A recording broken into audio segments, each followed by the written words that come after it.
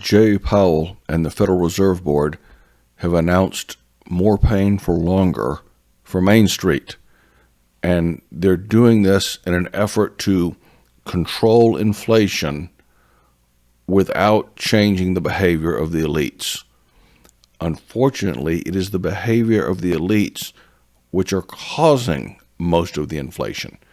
The elites in Washington, they have been handing out buying love and political favors with deficit spending. $1 trillion a year, $2 trillion a year. That's inflationary. And they're not going to change. The Republicans won't change it. Democrats won't change it. They don't want to change their behavior. They've got people addicted to these federal handouts. They're going to have to stop one way or another. You may think that's a terrible idea to balance the budget. You may think it's a great idea to balance the budget. It doesn't matter whether you think it's a great idea or a terrible one. We have to do it. Something is about to crack. Something's going to give. It's already given. Right now, Jay Powell and the Federal Reserve are choking off Main Street America from funds in a desperate effort to stop inflation, even while they're doing things like spending like there's no tomorrow. And there may not be a tomorrow for the dollar system. They've also weaponized the dollar so that now the other nations are like, gee, I don't want to be caught holding a bunch of dollars, because you never know when they're going to declare that you're an enemy of mankind and steal all your money. They'll just seize your assets. And so it's a giant risk. We don't want to hold dollars anymore. We want to send those dollars back to America or use them to buy whatever we can buy with them while we still have them. That's inflationary. That's inflationary. But is Washington going to stop weaponizing the dollar? No, they're not. They're going to continue to weaponize the dollar because they love that power. It's just such wonderful power to be able to say to people, if you don't do what we want, we're going to take your assets, we're going to cut you off from international trade. But that has a cost. It's inflationary cost.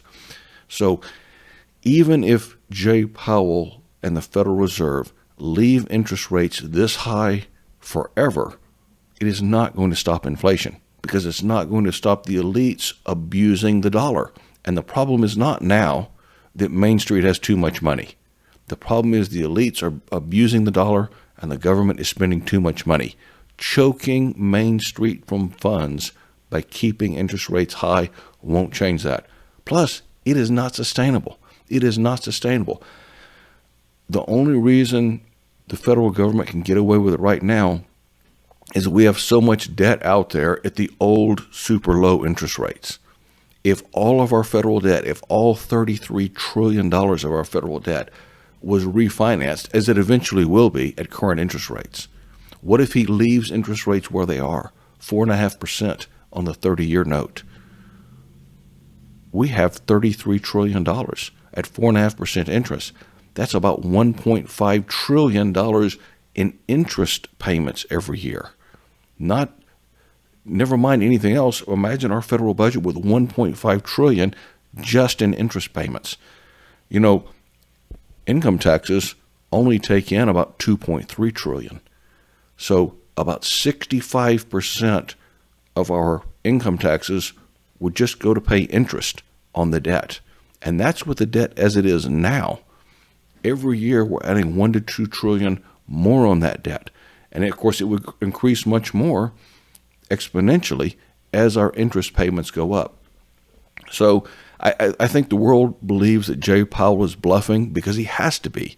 If he leaves interest rates this high permanently, then the interest on the debt will become unpayable. But if he lowers interest rates, the dollar is going to sink. It's going to lose value. So he's really stuck between a rock and a hard place, because the elites will not change their behavior. The only answer they've got is to put more pain on us. And it's time we found some new answers.